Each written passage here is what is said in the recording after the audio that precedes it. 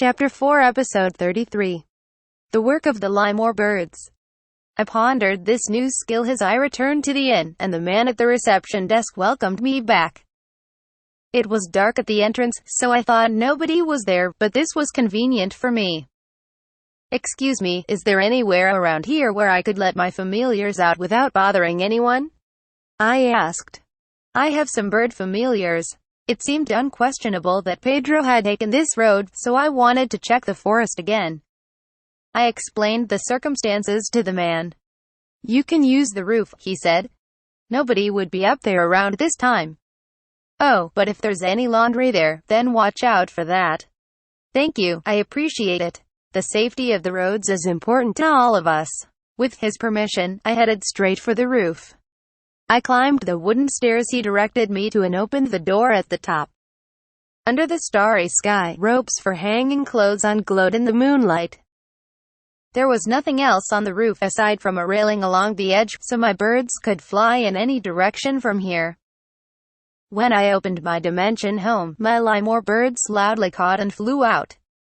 I told them to hush so they wouldn't awaken others at the inn, and they listened. "Now, I'd like to ask for your help again. Observe the whole mountain from up above this town," I said. The 6 Limour birds flew into the cloudless sky in a V formation. They were led by the highest ranking of them, Heinz, the nightmare Limour bird. When they would hunt for prey, he always took the lead unless I gave orders otherwise. Heinz was brazen enough to perch on my head instead of trees sometimes. He was the leader of the 6. Next were Zway and Dry. These 2 seemed to enjoy delivering letters, so I usually gave that job to one of them. But they had big appetites, so they always demanded a lot of food when they got back. I thanked and rewarded them by answering their demands, but I felt like they had grown somewhat since I first made contracts with them. From what I heard, they were rewarded with food by the people to whom they delivered letters as well. I didn't know if they were just growing or if they were getting fat, but I needed to keep an eye on these 2. Behind them were Veer and Funef. These were the only females in the group, and they seemed to be close with Zway and Dry respectively. They left a big flock to be with me, but maybe they would grow their family in the near future. Then, there was Sex, who was in the back of the group. He was the smallest of the Limour birds, but when he flew on his own, he seemed to be the fastest. He must have stayed in the back to make sure he stayed at the same pace as the rest of the group. Sex just seemed to like flying, and sometimes he would fly around the mine like a speeding bullet. Maybe he was a speed demon. As with my metal slimes, I wanted to make sure he didn't get in any accidents. At Heinz's quiet call, the 6 of them cleanly flew off in different directions. I shared my vision with Heinz, and it appeared to work fine. I could see through his eyes as he looked down upon the mountain from high in the sky. The lights in the lodging town shined like stars in the darkness. Heinz was pretty high up.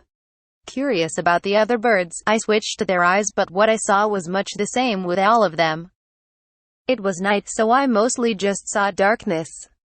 It was only possible to share vision with a familiar when they were within a certain distance, but outside that distance, not even the darkness should have been visible. Presumably that meant that they were close enough. The furthest one from me was currently Sex, and when I looked through his eyes, I could already see the foot of the mountain. He darted through the sky with nothing blocking his way. I didn't mind that he was having fun, but hoped he wasn't forgetting to actually search for clues. I told him to remember the mission, then suddenly noticed something. Even if he traveled in a straight line, the foot of the mountain should have been more than a couple hundred meters away. Maybe he could just see far in the distance from his altitude, but it didn't seem like we should have been able to share vision so easily.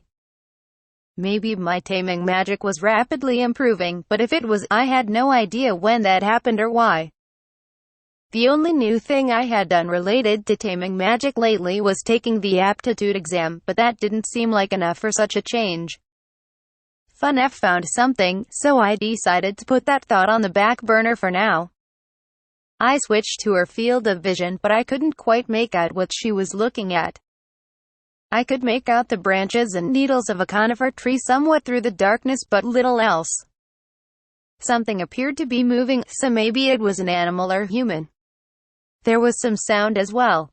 I couldn't see whatever it was though, so I had no way to know if it was a person. But this was the first report I received here. On top of that, FUNF had flown over the side of the road to Kellabon. I wanted to have all my Limour birds search that area, so I called them back. FUNF turned right around. I switched to the eyes of the others to check if they got the orders. Eins did. So did Zwei. Dry did too, and Veer wasn't far from him. Sex had gotten pretty far away and would likely arrive last, but he was on his way back. Having to keep switching between all their eyes was rather bothersome. I wondered if there was a way to see through all their eyes at once. The contracts let us share our senses, so they could always signal if something special happened, but I wanted to be able to readily see everything they saw at once if possible. I saw the sharing of vision as something akin to looking at CCTV footage on a screen. That being the case, I tried to imagine a split screen on top of that. It reminded me of a part-time job I'd once had as a security guard. It actually seemed to be working. On one side, I saw what Sex saw, and on the other, I saw that Eins was already above town. The two images didn't overlap, but I saw them both in my mind. There seemed to be a bit of static, but it was good enough. I tried harder to envision a security room receiving images from multiple cameras, and that made the images clearer. I'd need more practice to view 3 or more images at once, but I felt like I could at least handle 2. My taming magic seemed to be improving after all. I didn't remember doing anything to practice with it, so that was odd, but I figured I could ask Taylor or the Jamil family about it some other time. While I was testing this out, the Limour birds assembled around me. When I asked them to head off and search again, FUNF led the way this time, racing back to where she'd found something. After they got there, they split into 2 groups of 3 and resumed their search. I asked them to be wary of monsters, and told them it was fine to leave if it seemed too dangerous. They responded affirmatively, then lowered their altitude. The 2 fields of vision I saw gave me a close look at the trees. The starry sky was hardly visible, so the image was even darker than it was up above. I could just barely make out the outlines of the trees, but I questioned how possible it was to search like this. The birds couldn't fly that fast here either, but it didn't seem to be an issue. They were migratory birds, so they were accustomed to flying at night. I asked them to keep up the search. They split up to search 2 different locations, and I observed them through their eyes. When the Limour birds really got moving, though, my eyes couldn't keep up. The darkness was bad enough on its own, but they just moved too fast. The Limour birds could apparently see, though, maybe it was thanks to night vision or something. Bird eyes and human eyes were structured differently, so the fact that I could even get an image I could make sense of was pretty convenient, I guess. It seemed plausible to me that they were seeing with night vision and I wasn't, but maybe I just needed more experience. Just watching them while they did all the work made me feel kind of down. I got a report from Dry, FUNF, and Sex. They'd found something. I still didn't see any changes in Sex's field of vision, though. I had them halt for the time being, then ordered Eins, Zwei, and Veer to converge with them. I watched the 2 fields of vision rise into the sky and prayed for any clues about Pedro as the 6 birds safely united, then got searching again. They swooped back down even faster than before and zipped between the trees. They seemed to hear a sound, and all of them were confident that something was there, so I had them come to a stop. There was a light flickering between the trees, probably from a bonfire. Somebody was there. I had the birds watch carefully and got a gradually closer image of the light. Eventually, I saw a few humanoid shadows. 5 people surrounded the bonfire. They were quite exhausted-looking men, all sitting on wooden boxes.